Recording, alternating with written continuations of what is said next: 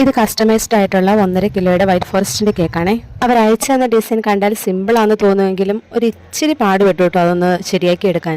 ഞാൻ കുറച്ച് white chocolate great ചെയ്ത് എല്ലായിടത്തും ഒന്ന് അപ്ലൈ ചെയ്യുന്നുണ്ട്. ഒരു കുറച്ച് ഭാഗം മാത്രം വിട്ടിട്ട് ബാക്കി എല്ലായിടത്തും ഒന്ന് അപ്ലൈ ചെയ്ത് കൊടുക്കുന്നുണ്ട് കേട്ടോ.